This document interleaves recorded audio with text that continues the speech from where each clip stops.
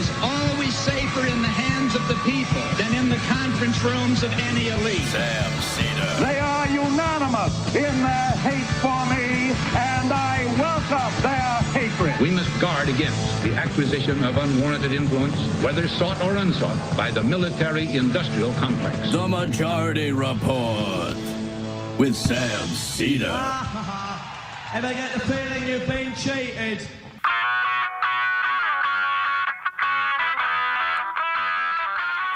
It is Wednesday, April 30th, 2025. My name is Sam Seder. This is the five-time award-winning Majority Report. We are broadcasting live steps from the industrially ravaged Gowanus Canal in the heartland of America, downtown Brooklyn, USA. On the program today, Martin O'Malley, former Social Security Commissioner under President Biden, also former governor of Maryland, and perhaps one of the candidates who could have won in 2016. And no, it's not my birthday, just because he's on. It is day 101, although there's, I guess, some controversy as is day 100, day 101 of Donald Trump's administration, and congratulations. The GDP hits negative growth for the first time since COVID. The degrowth president. We are halfway to that Trump recession. Meanwhile, Trump backtracks on tariffs for car makers in the most convoluted way possible. Good news. Federal judge in Vermont frees Mohsen Madawi, one of the Columbia students who was arrested because of his pro-Palestine protests. He was the one who went for his citizenship test or application and was arrested there. Trump falls on his face as Kilmar Abrego Garcia's tattoos are explained to him. House Republicans set to repeal 6 student loan repayment plans, potentially adding hundreds of billions of dollars to student debt. And the latest Republican scheme to cut Medicaid for their billionaire tax giveaway, pretend work requirements are not cuts. With 100 new measles cases over the past week, RFK Jr. tells parents, do your own research. U.S. Postal Service now spying on Americans in search of potential undocumented immigrants. Senate Republicans, in a push to pass Anti-Semitism Awareness Act, added a religious exemption to anti-Semitism. It's okay if you're a Christian. Twitter lost 11 million EU users in the past 5 months. And Trump flouts his violating of the Supreme Court. All this and more on today's Majority Report. Welcome, ladies and gentlemen. Emma is out today. We got a lot to get to. Just got an IM saying that apparently Hakeem Jeffries is reportedly trying to stop members from visiting El Salvador. Fascinating. But he will rap with Cory Booker on the steps of Congress about, civil rights leaders gone by. Those words should turn to ashes in people like his mouth. It's amazing that the irony is not. It's just amazing how wed they are. This is off topic, but the James Carville piece when he wrote a couple of months ago, "Do Nothing," because it'll help Democrats. noticed Dave Weigel had tweeted out that he had reread it. Maybe this was, I don't know, last week. I can't remember. But Carvell completely ignored the Wisconsin Supreme Court race in his assessment of important races that were coming up for Democrats. It's so blinkered. It is so backwards. We have a clip of Stephen Lynch, who is, threw his name in for Jerry Connolly's now vacated position as chair of House Oversight, and or I should say, minority leader of House Oversight, where he is admonishing a voter who's saying, like, you're not doing enough, and he's like, I'll do it. I get to say what I'll do. We'll play that clip Just later. One note, since you brought up James Carville, he helped Palantir, might have heard of it, Peter Thiel's surveillance company, come in under cover of night with a multi-million-dollar contract in New Orleans. Critics believe the program was kept secret because American Southerners value their privacy and would have inspired backlash. And Guys gotta eat. he was leading Guys the point gotta of that. eat. And we're supposed to act like he's a Come Democrat? on, Matt. Come on, The Matt. suspension of disbelief on this stuff. Come on, Matt. I can't do it. Guys gotta eat. I can't do it, man. That can't. was privacyinternational.org. You can't buy that Cajun popcorn with your good looks. Palantir's secretive predictive policing program in New Orleans. Okay. But yeah, he's a Democrat. Let's listen to him, what he has to say about, how Democrats should win. I see you got an iPhone. Like capitalism, man. Yeah, okay. Come on now.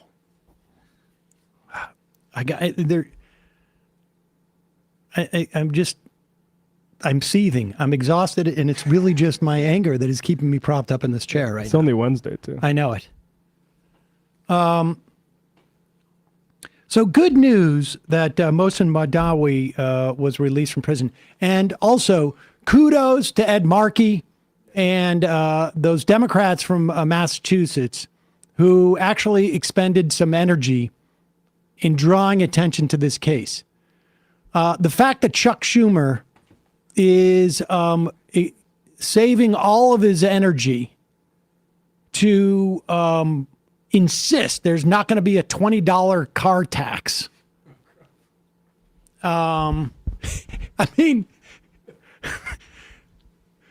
car prices are going up thousands of dollars because of these tariffs, even after Donald Trump's backtracking. And the idea that this guy's putting out put up the Chuck Schumer video. I'm sorry. It's just so grotesque. It is so grotesque that when guys like Markey, Jim McGovern, where Van Hollen is going down to El Salvador, Frost and a couple others, Democrats in the House, are going down to El Salvador. This is what we get out of Chuck Schumer. This is his big production. We're going to talk to the kids by putting up this crazy video. Watch how angry I can get about a $20 car tax. A $20 car tax. That it was proposed by the Republicans. They backed off this. But and my guess is Schumer found out that they were already backing off it. And he's like, let's cut the video quick. All right, here we go. And this is one of those classic things like, this isn't made up. Wait. Next time, say action before the camera rolls. Go. Of all the crazy things the Republicans want to do now, they want a car tax? Hell no. Of all the crazy... It's called a clapback. Oh, my God. Are you serious? I mean, put aside, let's play it one more time so we can mock the production of this. But and this is and granted, I was a professional director. You learn to say action.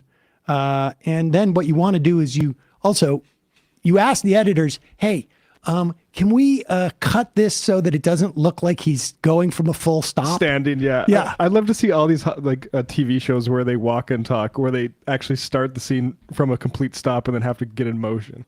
But let's break down. I want you to just think as you hear him say these words. Of all the crazy things Republicans are doing, they are imprisoning immigrants for protesting. They are getting rid of Social Security numbers for immigrants. They are they're sending kids with cancer and not giving their parents an opportunity to have them stay in this country. They are assaulting every agency we have. They're trying to fire 90% of the people at the Consumer Financial Protection Bureau. They got the head of Health and Human Services, when we're getting burgeoning measles epidemic, saying, do your own research. You've got Donald Trump last night on ABC saying, I don't care about what the Supreme Court says. I mean, on and on and on and on. And what he's saying is, of all the things that the Republicans are doing, this one, the car tax for $20, is when I'm going to say, hell no. This is insanity. This is absolute insanity.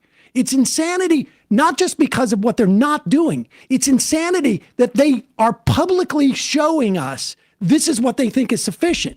The Democratic leadership is so sclerotic. It's just, it's mind-blowing. Go ahead, play this again.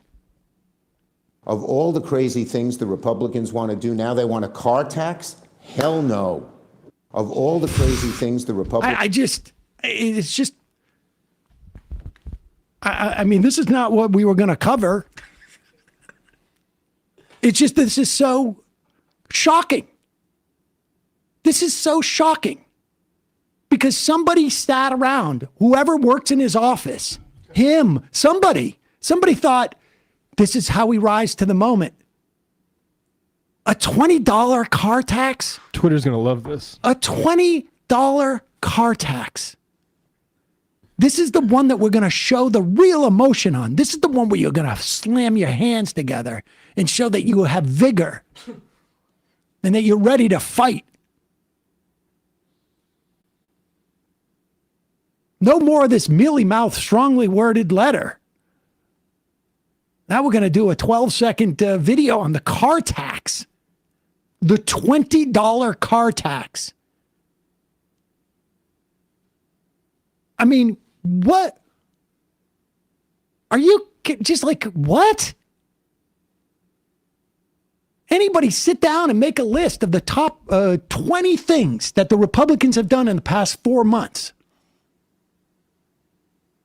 I mean, could you even get remotely close to? They're right now trying to figure out how they're going to cut $800 billion out of Medicaid. This is just, it's crazy. It's crazy.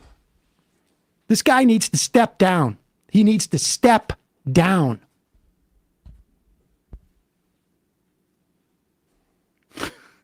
Someone just wrote me, Sam, you have to understand, the Baileys own a dozen car dealerships. Oh. I just... All right, let's talk about something more important. Donald Trump was on ABC television last night. We have a lot of clips from this, but this is one of the ones that it's most shocking, and also makes Chuck Schumer releasing a video about a proposed $20 car tax to look so ridiculous. Chuck Schumer a month and a half ago was on Chris Hayes saying, like, when we get into a constitutional crisis, and the constitutional crisis, right, is when the president of the United States does not listen to the courts. Now, we've seen this over and over again. In this case of Abrigo Garcia. But here, remember what the Supreme Court said. You need to get him back from El Salvador, and you need to listen to the lower court saying, show us what you're doing every day, because they're claiming they can't do it. And here's Donald Trump saying, oh, no, I can. About one man and one court order. Kilmar Abrego Garcia. He's the Salvadoran man who crossed into this country illegally, but who is under a protective order that he not be sent back to El Salvador. Your government sent him back to El Salvador and acknowledged in court that was a mistake. And now the Supreme Court has upheld an order that you must return him to facilitate his return to the United States. What are you doing to comply? Well, the lawyer that said it was a mistake was here a long time, was not appointed by us. Should not have said that. Should not have said that. And just so Said it you in court. understand, Said it the in person court. that you're talking about, you're making this person sound, this is a MS-13 gang member, a tough cookie, been in lots of skirmishes, beat the hell out of his wife, and the wife was petrified to even talk about him, okay? This is not an innocent, wonderful gentleman from Maryland. I'm not saying he's a good guy. It's about the rule of law. The order from the Supreme Court stands, Came sir. into our country illegally. You could get him back. There's a phone on this desk. I could. You could pick it up, and with all the power of the presidency, you could call up the president of El Salvador and say, send him back right now. And if he were the gentleman that you say he is, I would do that. But the court has he's ordered not. you to facilitate that. I'm not the one making this decision. We have lawyers that don't want to do this. But the buck stops in this office. No. I follow the law. You want me to follow the law? If I were the president that just wanted to do anything, I'd probably keep him right where he Supreme is. Court says what the law is. Listen, I was elected to take care of a problem. It was a unforced error that was made by a very incompetent man, a man that turned out to be incompetent, that you always said was wonderful, a great genius, right? And now you find out, all of the media now, they're saying, what a mistake they made. Okay, I mean, we don't need to hear the rest of this man BS. was-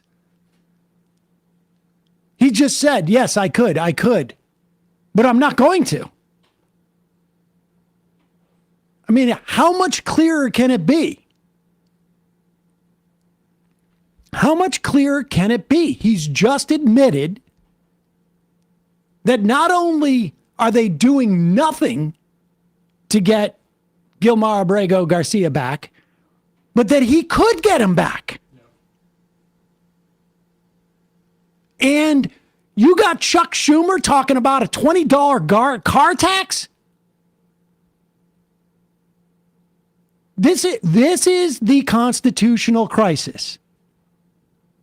This is where the President of the United States has just openly said that he is willing to defy the Supreme Court, and he can comply easily. In a minute, we're going to be talking to Martin O'Malley, former commissioner of the Social Security Administration under President Biden, also the former governor of Maryland. A couple of words from our sponsor. This episode is brought to you by Liquid IV. I really don't have to say that much about this. I drink this stuff every day. If you watch the show, it's the way I get hydrated. Summer's here. You need to stay hydrated. Frankly, in winter, you need to stay hydrated. Visit liquidiv.com. Maximize your summer plans with sugar-free hydration featuring the new Raspberry Lemonade Hydration Multiplier. Get 20% off your first order with code MajorityRep at checkout. MajorityRep at checkout. This is great. Comes in little packets. You can travel with them. They're great for travel because you get dehydrated on the plane. Like I say, I drink a bottle or two of this every day. On days when, for whatever reason, I forget and I leave it in the fridge, that's basically it. I feel it at the end of the day. What are we, 90% water? I have no idea. I feel like I'm like 2% water. But this stuff keeps me hydrated. They got a bunch of different flavors: acai berry, lemon lime, pina colada. I'm super into the sugar-free stuff right now. Raspberry lemonade, white peach, rainbow sherbet. One stick plus 16 ounces of water hydrates you better than water alone. It's powered by LIV Hydroscience, which apparently is just a optimized ratio of electrolytes, vitamins, clinically tested nutrients that turn ordinary water into extraordinary hydration. 3 times the electrolytes of leading sports drink, 8 essential vitamins and nutrients, always non-GMO, vegan, gluten-free, dairy-free, and soy-free. Get ready for summer with extraordinary hydration from Liquid IV. Get 20% off your first order of Liquid IV when you go to liquidiv.com. Use the code MajorityRep at checkout. That's 20% off your first order with code MajorityRep at liquidiv.com. We'll put that link in the podcast and YouTube descriptions. Also, these days, you got the government trying to sell your data now with Donald Trump. tech companies want to know everything about you. You got shadowy data brokers making that are compiling detailed profiles of you of your online activity, selling it to marketers, other corporate interests. They're not selling a product. They are, of course, selling you. But you don't have to let them. There's a way to keep your browsing history truly private, and I use it every day. It's an app called ExpressVPN. I want to thank ExpressVPN for supporting the Majority Report. Here's the deal. Visit expressvpn.com/majority. You get an extra 4 months free. The easiest way, or one of the easiest ways for data brokers to track you is through your IP address, which of course also reveals information about your location. With ExpressVPN, your IP address is hidden. It makes it much more difficult for data brokers to monitor, track, and monetize your private online activity. And for me, the big thing is that ExpressVPN also encrypts 100% of your network traffic. It keeps your data safe from hackers when you're on public Wi-Fi. I use it now. I just use it all the time because sometimes you walk around, you get connected to a public Wi-Fi. You don't even realize it. But certainly, you know, like when I'm in airports, malls, wherever it is. It works on all your devices, phones, laptops, tablets, more. Just one tap of a button and you're on. You're protected. Super easy to use. Get in the habit of doing it, and that way you stay private, you stay secure. Protect your online privacy today by visiting expressvpn.com/majority. That's expressvpn.com/majority. You get an extra 4 months free. expressvpn.com/majority. All right, quick break. When we come back, Martin O'Malley, former Social Security Commissioner under President Biden. We'll be right back.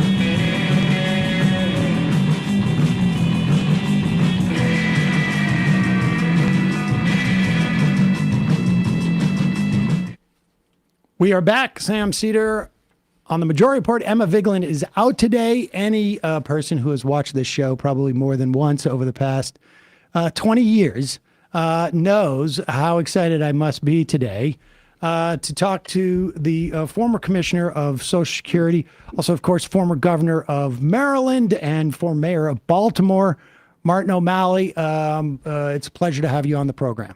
Hey, thank you. Good to be with you. Let's start with, just backing up. I mean, give folks a sense. Social Security started in 1936, and essentially we had at that time somewhere between 70% and 90% of our seniors were living in poverty. Today, that number is 10%, and those are people who more often than not will have just not earned enough over the course of their careers under Social Security to be kept out of poverty. Today, it keeps nearly 40% of our seniors out of poverty.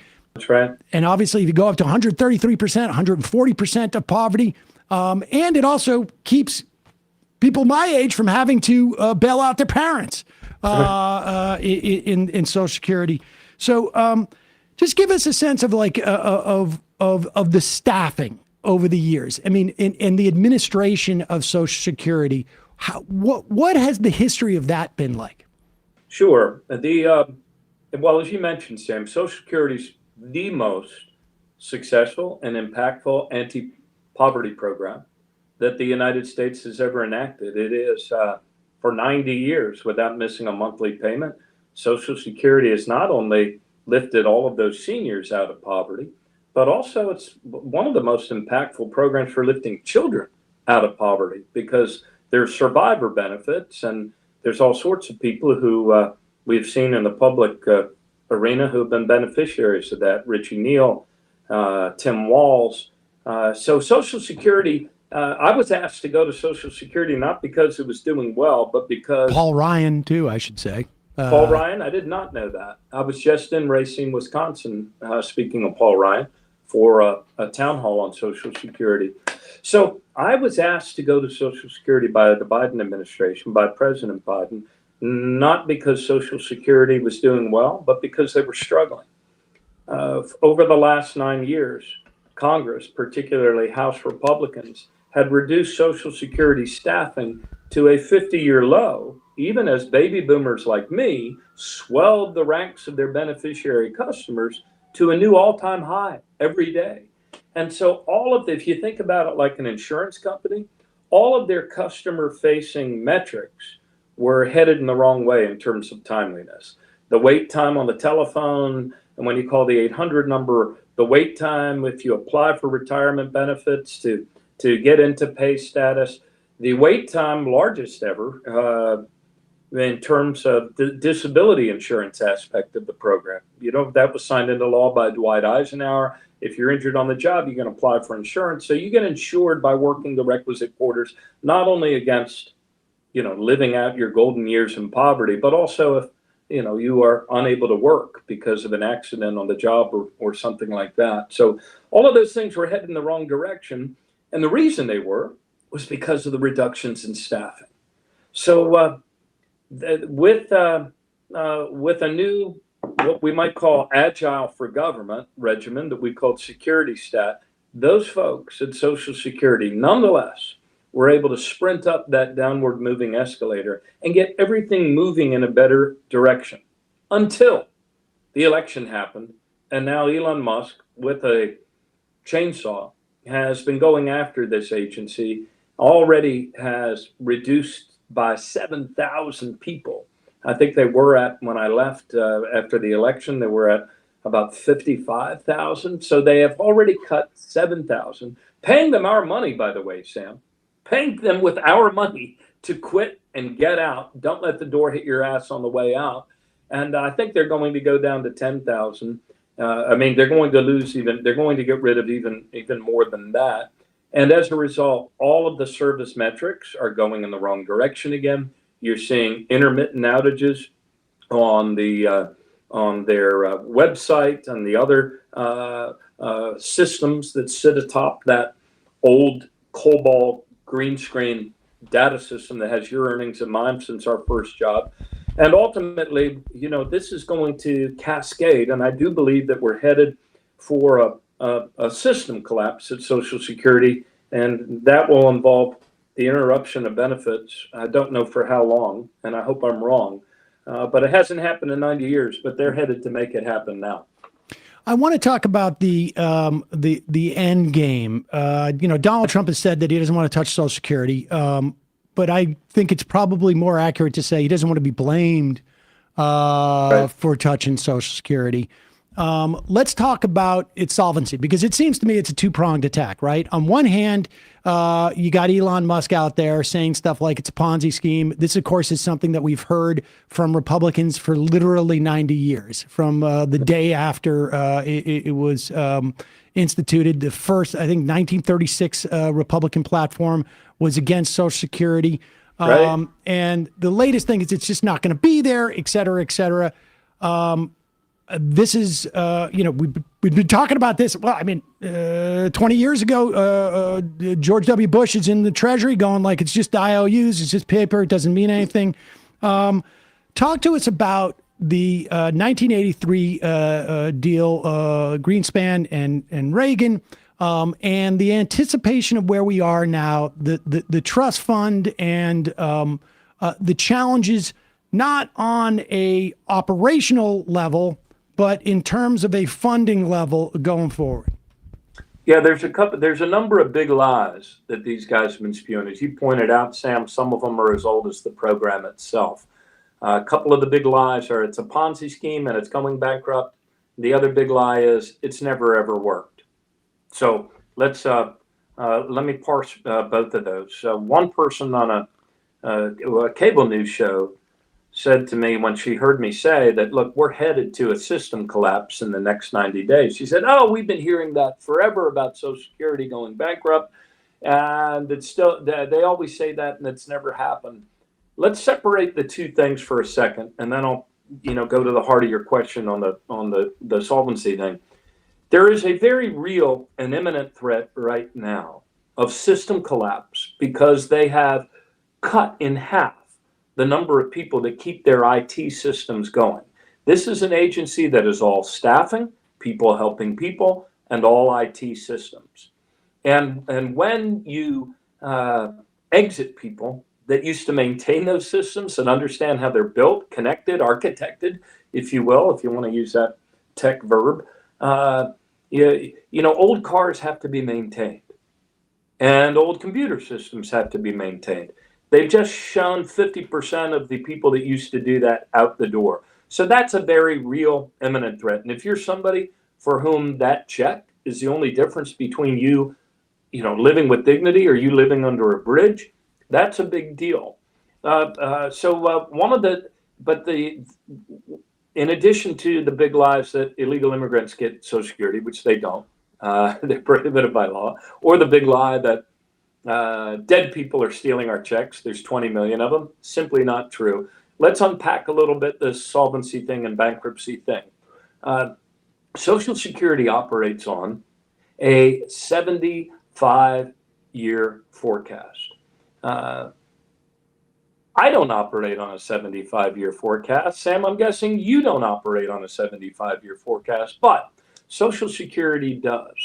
And periodically, Congress has to make an adjustment in order to keep it on that 75-year forecast. So that's what happened. Back in 1983, Congress made certain adjustments to the program because they saw that baby boomers of my generation, whose parents came home from World War II and had a lot of kids, were going to be coming to retirement age, and they needed to build up a surplus reserve that would be large enough to cover the retirement lifespan of us baby boomers. And so that's what they did. When we hear people say Social Security is going to go bankrupt in 2035, that's not actually what they mean. It gets a lot of clickbait. Lots of people want to read those stories. But what they're actually talking about is that surplus reserve, which is going to be depleted sooner than they thought back in 1983. And the reason for that is because of income inequality. In other words, changes that happened to the tax code after 1983 that moved more of the earned income in America for the next 40 years into the hands of the super wealthy in our country and out of the range that Social Security, out of the bracket, if you will, that would have those dollars pay into Social Security. In other words, in 1983, it was 90% of the nation's income was touched by the Social Security tax, and today correct. It's closer to 84%. Correct. And that difference, very well, if you've done your homework, that difference is why it's being depleted 15 years earlier than they had thought. Totally solvable problem. Not unlike the customer service crisis they're creating. That too is a solvable problem. And most people are surprised. I was just with a number of Democratic senators earlier this morning. And most people are surprised, as I've done these town halls, to realize that you only pay into Social Security on the first $170,000 of your income. And that's probably because most of the people coming to these town halls don't make a lot more exactly. than $170,000. So as a practical matter, that means that somebody that's a bus driver or a school teacher or works at McDonald's pays all through the year. Whereas somebody like Warren Buffett or Elon Musk only pay for like 2 seconds after the ball drops on New Year's in Times Square, and they're done. So that's why Democrats like John Larson from Connecticut, Sheldon Whitehouse in the Senate, have introduced bills with a lot of co-sponsors that say we should take that cap off of Social Security for the highest earners. Where do you reinstitute, or where does that start? 400,000. President Biden would indicate. Others have said 500,000. Some have said 250,000. Whatever it is, most Americans believe it's not fair and it's not right that there should be this kind of high earner windfall on Social Security when we don't have that when it comes to Medicare. There's no point where you stop paying into Medicare on every dollar earned above whatever it is. Just to be clear, so if I'm making about $170,000 a year, I'm paying about $10,000 in Social Security tax. If I'm making $17 million a year, I'm paying $10,000 into Social Security tax. And that's the better way of saying it than I said it. And I've been through a lot more town halls on this than you have. Well, feel free to take that. Feel free to very good. To use that. So you've addressed the dead people. You've addressed the fact that there's folks who are 150 years old collecting Social Security. Trump has moved, I think it was just yesterday, maybe it was reported today, to essentially dissolve the Social Security Advisory Board.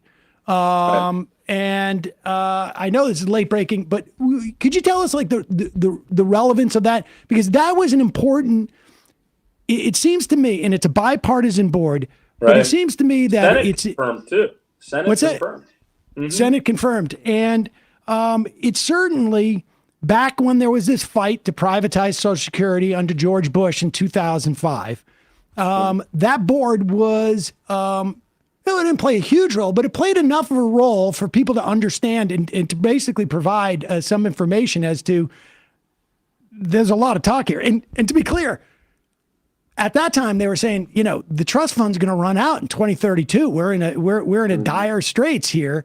And like you've explained, trust fund runs out. We're still going to get 83% of our benefits. It's just a matter of lifting that cap and getting back to a consistent amount of the nation's income that's touched by Social Security tax. Right. But what do you make of that board? Like, it seems to me these are all moves to sort of like till the ground, as it were, for actual cuts to Social Security or a privatization scheme. Yeah, they seem to be, they're very intent on wiping out the umpires, the referees of the game, if you will, that can call balls and strikes on solutions, things that are solutions, things that are not solutions, things that are a real problem in terms of, the operation of the agencies, and things that are just outright falsehoods. So I think this is the latest in a succession. On day 2 in office, he did away with all of the inspectors general for every agency and department in the United States, including Social Security, the largest domestic program and the only one that actually runs a surplus of $2.6 trillion. Once they put their own puppet commissioner in charge of Social Security, that was President's Weekend. He was a guy 5 down in the hierarchy there, who was actually put on administrative leave pending an investigation into illegally sharing our personal data with the This is Doge team. Dudek? Is that his name? Dudek. That is his name. And so in his first short week on the job, because it was after President's Week, he only had 4 days, industrious guy that he is, he did away with a division called the Division of Analytics, Oversight, and Review.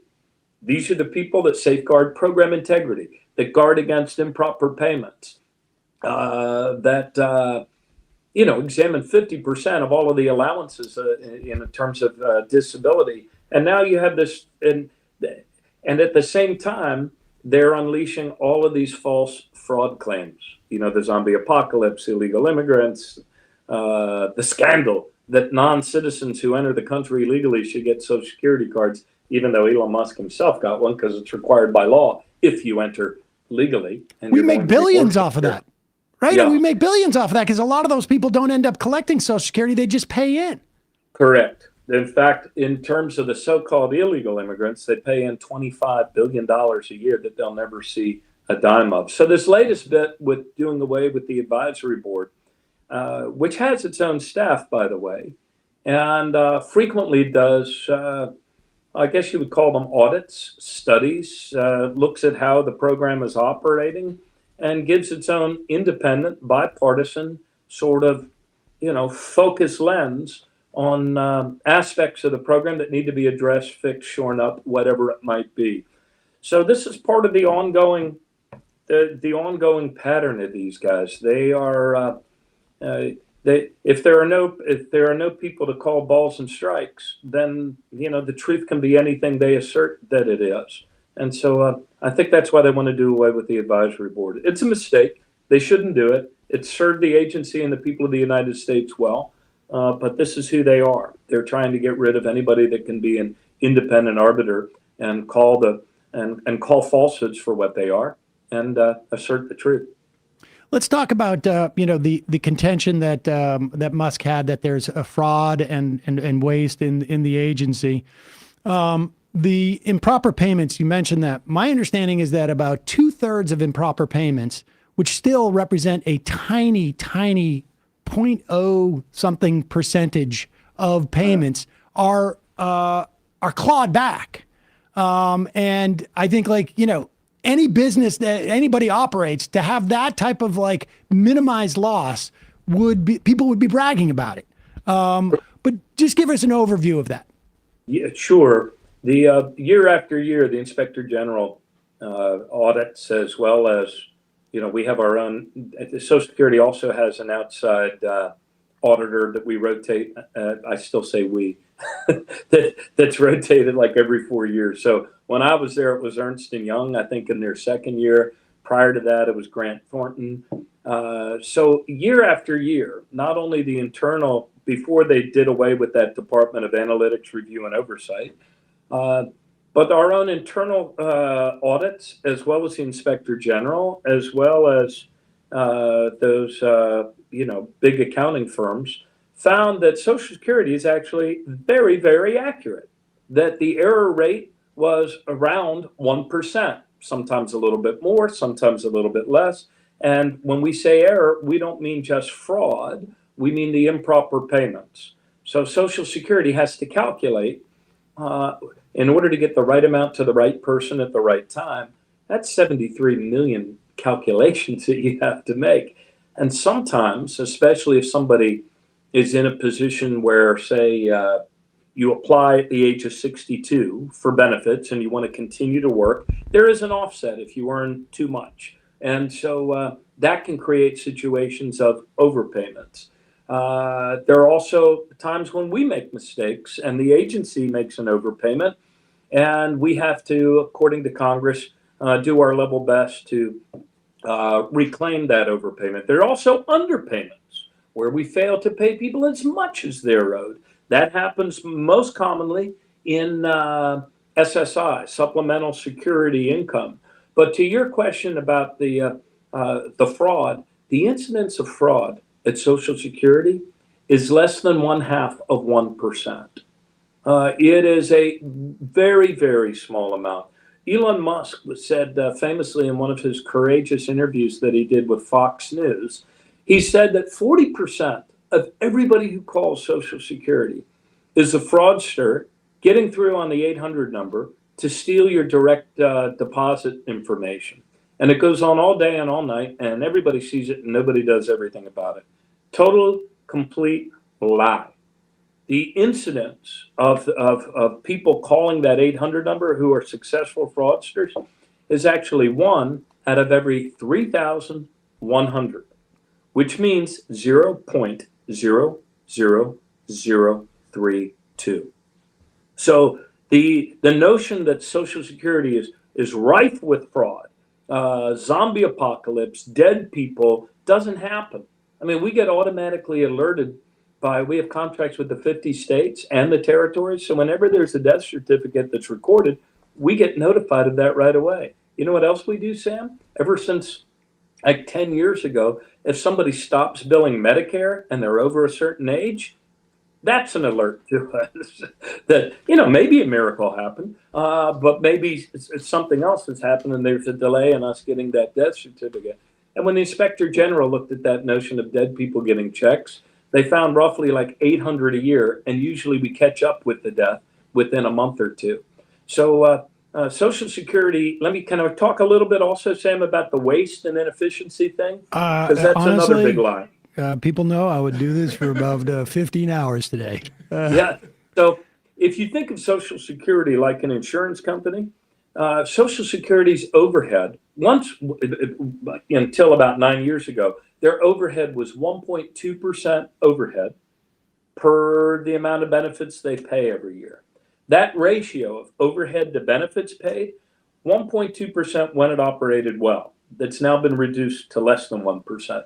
But anyway, back to the comparison. If you compare that 1.2% when they operated well with a high level of customer service, that would make it the most efficient insurance company probably in the world. Allstate, the good hands people, they have an overhead of 19%. Liberty Mutual, Liberty Bibberty, they have an overhead of 23% overhead.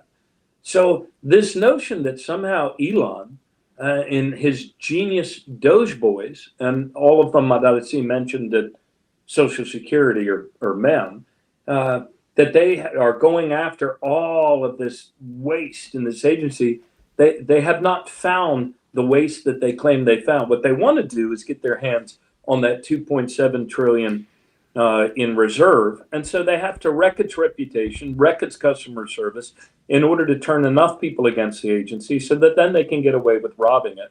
But it is not an agency that has ever been bloated or wasteful. It's one of the most efficient insurance companies when it's operated well. And Congress will hopefully get them back to 1.2% if the Doge people and Trump don't wreck it before them. I want to talk about that 2.7 trillion because I'm old enough to remember when Al Gore was talking about a lockbox, and everybody was sort of, well, I just remember the general response to that being like, "What's he talking about?" And I think we found out 5 or 6 years later when George Bush wanted to privatize it. But talk about the implication. Like there seems to be two different sort of like reasons outside of just general ideology that they feel this is socialism that Republicans go after this. One is because that's a big pool of money that could offset tax cuts for the rich. And then it's also a big pool of money that if Wall Street got their hands off of, could lard up with fees and whatnot. Talk about both those elements of why there's this sort of hunger to undermine Social Security. Yeah, I don't entirely understand why they're going after this agency as viciously as they are. I suppose a part of it could be ideology. We've heard Elon Musk say that he believes that empathy is the greatest weakness in the Western mind. Most Americans would not agree with that statement. Most Americans think that the greatness of our country is determined by the amount of care and concern we show and have and empathy we have for one another. And there is no act that's, in law that is more impactful and has been for generations than Social Security. So I suppose it's partly ideological.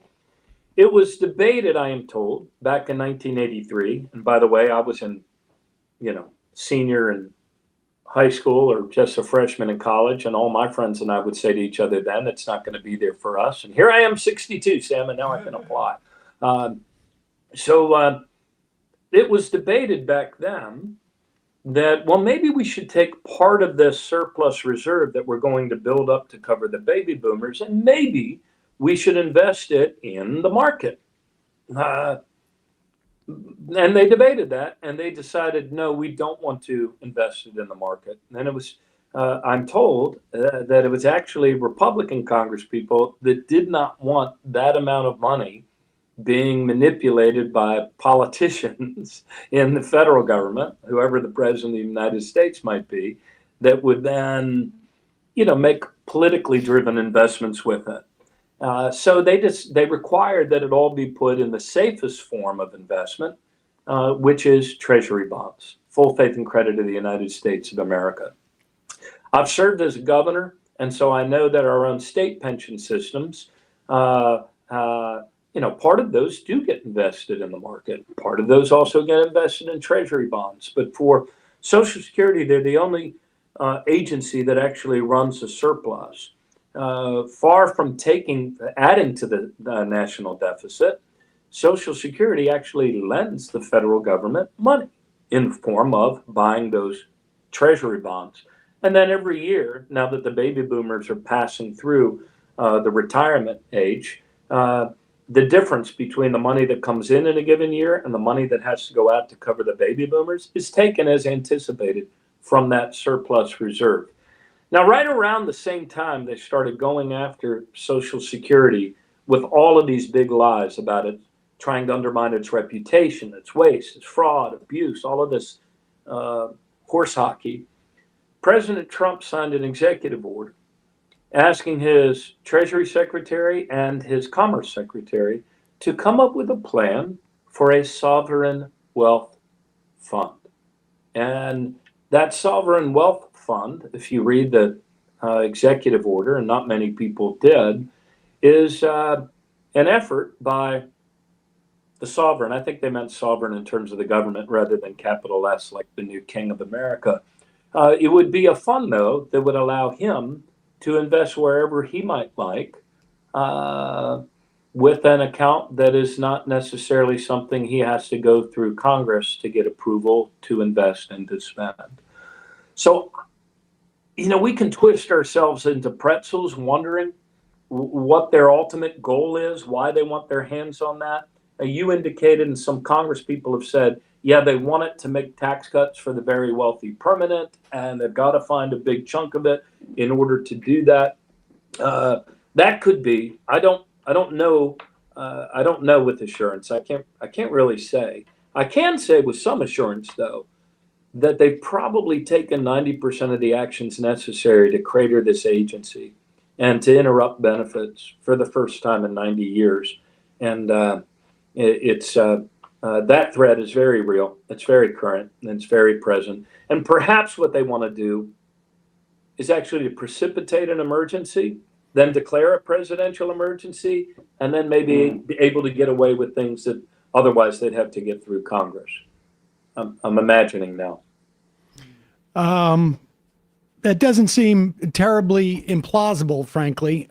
One last thing as we talk about this, and I should also say that, I remember in the wake of the financial crisis, there were a lot of states that had a lot of problems because their pension funds. I mean, this is Social Security, as you know, one leg of a three-legged stool, and those pension funds in a lot of states. They got crushed because of in the wake of the financial crisis. True. And in a lot of instances in the private sector, you see people anticipating certain amount of returns. It opens the door to putting less in. So if you got, the urgency to fund these things. I mean, if I was to, we put in the stock market, we're going to get 12% returns, and I say that we're getting 12%. Then all of a sudden, 30 years down the line, we have a huge shortfall. It's a great way to cut it. But one of the things I'm curious about, you've talked a lot about Elon Musk's assault here. The other sort of,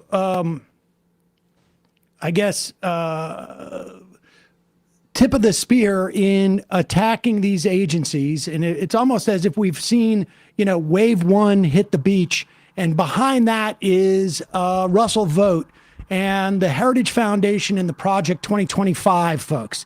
Doge, in some ways, it seems to me, slowed their roll and, created a lot of opportunity for legal challenges. Do you anticipate another wave of this, of these assaults, or is it just going to be ongoing? Have they put their people in place enough at the agency and around it so that this assault is sort of just going to be self-perpetuating, or do you anticipate anything coming from the Russell Vote-nicks, if you will, going after Social Security?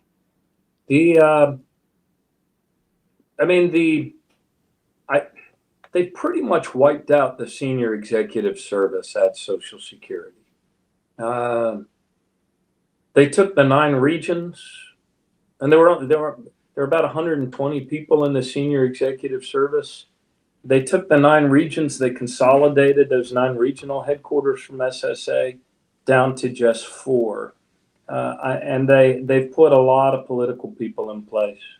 I mean, the agency's being entirely run by political people. And the CIO, who claims that they're going to be switching to a whole new system, that they're going to leave the COBOL system behind in the next 30 days.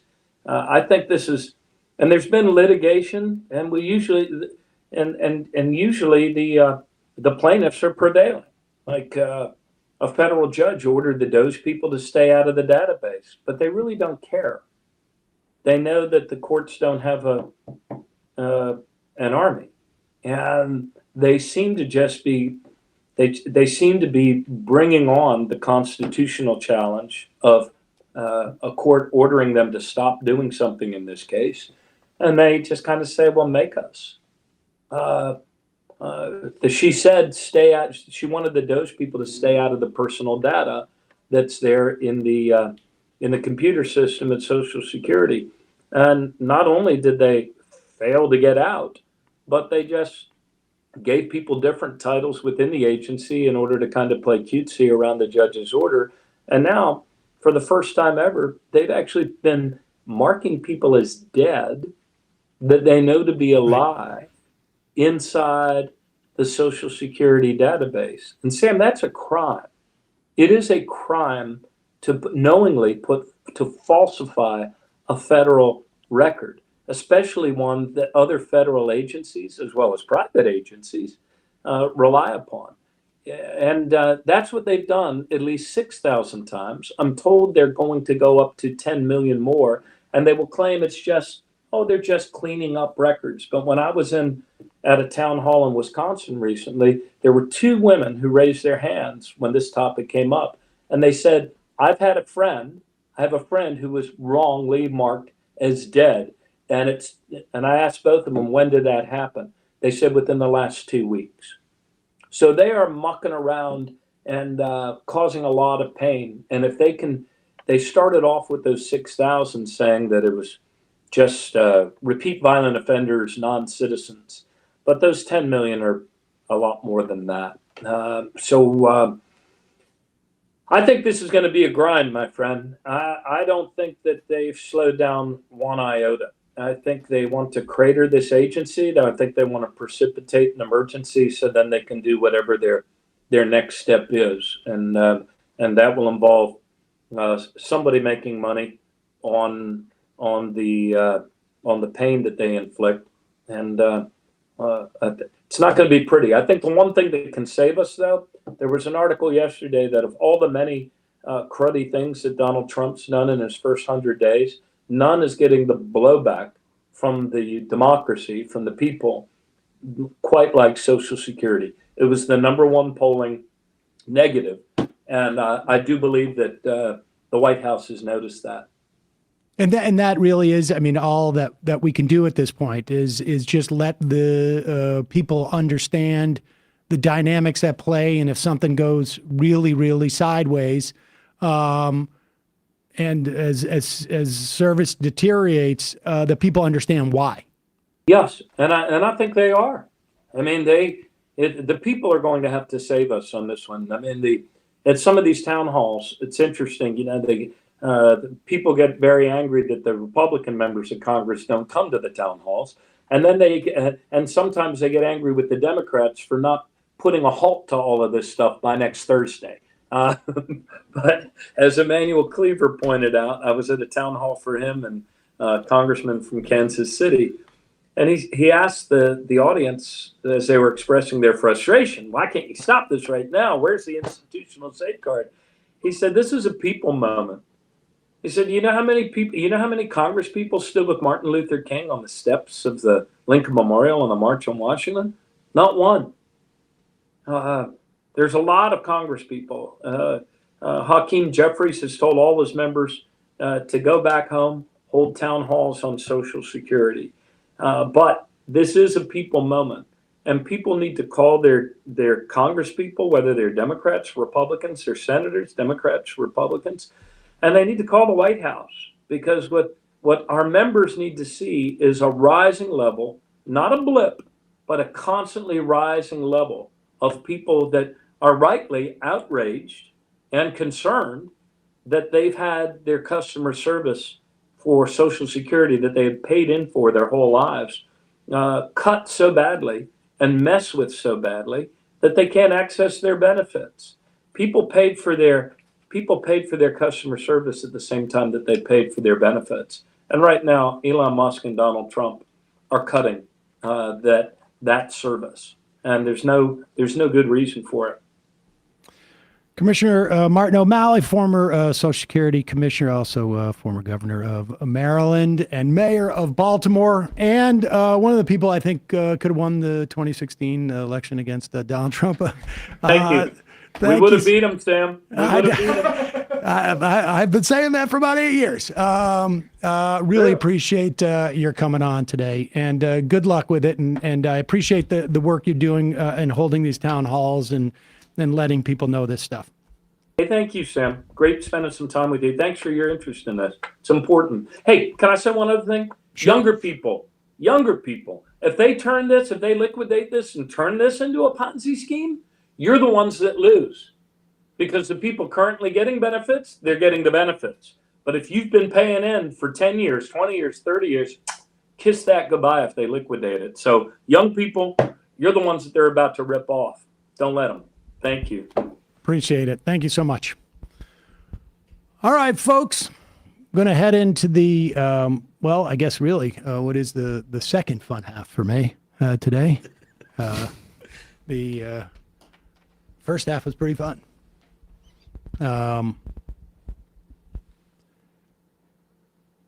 Nassau County spokesperson. Do you actually think he could have beat Trump? I mean, I've said it jokingly for a long time. My sense is that that Clinton was uniquely ill-suited to beat Donald Trump. I think she would have beaten Jeb Bush or Marco Rubio or Ted Cruz or whoever the big time losers, the clown car that was there. But Clinton was, I mean, I'm not a big fan of her politics. There's a lot of things about her I'm not a big fan of. But just on paper, her resume was about as good as you can get to be president, right? I mean, she was there as first lady. She was there as secretary of state. She had been first lady of governor. She was a lawyer. She had been a senator. I mean, she had a tremendous varied, she had a great CV. When you're looking at, job applicants and you look at that CV, you just be like, slam dunk. The problem is that's what she ran on. And you cannot get into a person-to-person fight with Donald Trump, particularly at that time, because she walked into basically what was a trap. And she didn't run on policies in the way that someone who was not going to come in and say, like, I'm deserving of this position, right? Like, I mean, that was what her campaign ultimately was about. She was so obviously corrupt by money, and she lost, because of that, she lost the union vote worse than Biden and Harris did. And you look at her policy platforms, they were above like replacement level. But you'd have to go and find those, and most people don't go and do that.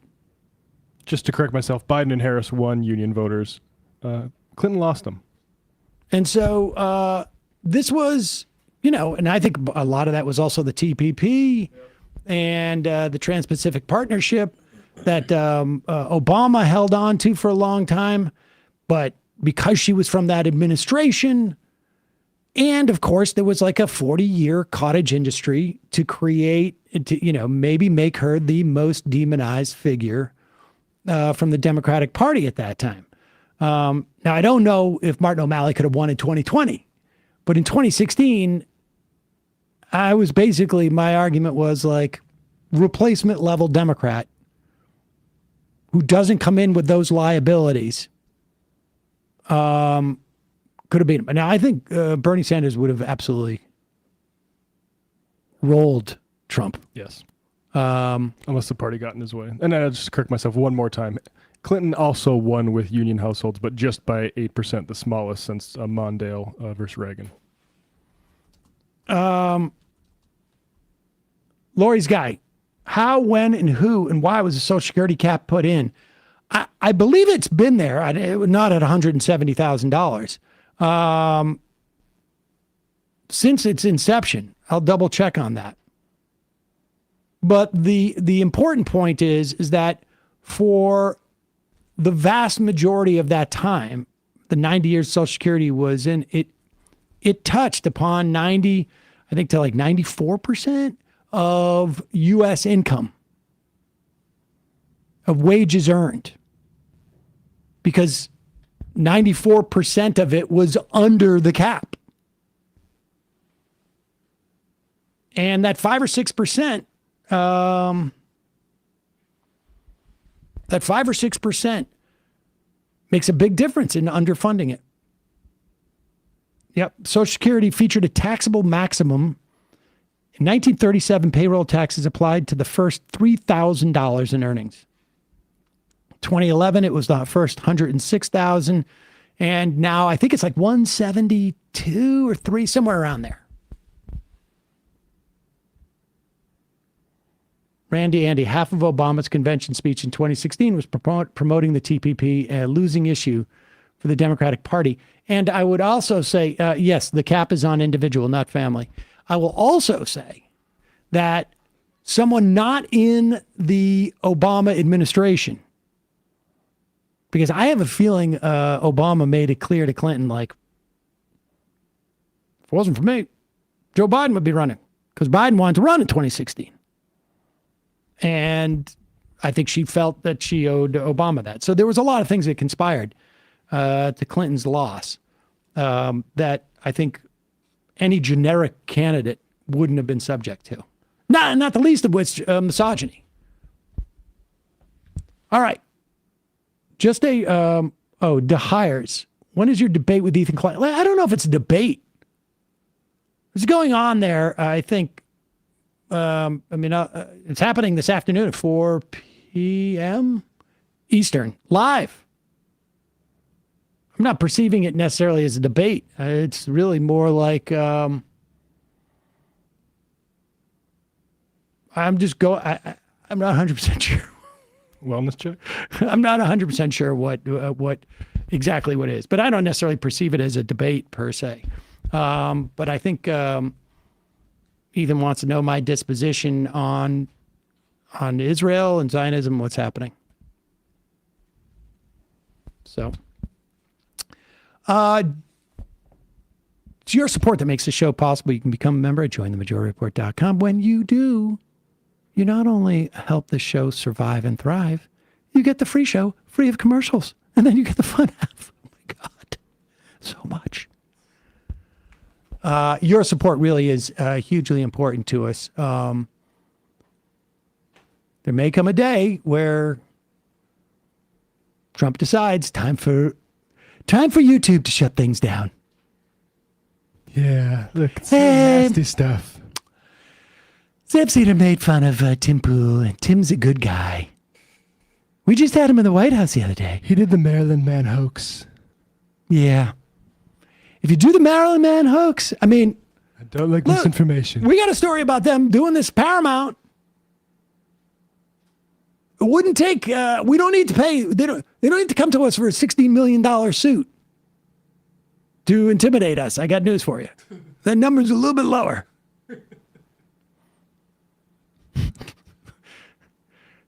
Just one day I'll come on, fire sale on all the mugs, all the hats. Some old cables. Vintage RCA and Firewire 1449 or something cables that we have in the office. We've got to move them all, folks. We got to move them all. Mike Lindell's going to be in Emma's seat. Exactly. Exactly. Also, justcoffee.coop, fair trade coffee, hot chocolate. Use the coupon code majority, get 10% off. Get the Majority Report blend. We will, Matt, what's happening with Left Reckoning? Last night on Left Reckoning, Vincent Bevan's talking about his piece on the landless workers movement in Brazil. Also, I did an extended little meditation on how to end a witch hunt. Samuel Sewell, one of the judges in the Salem witch trials, 5 years later, after the witch trials, stood up in church and said, I'm sorry, and I want all the shame for having done what I've done. It's one of the things to be, people talk about American pride, American duty. I think it's one of the better instances of courage, and I think people should look towards history for courage in this moment. So patreon.com/Left Reckoning to support the show. Folks, see you in the fun half.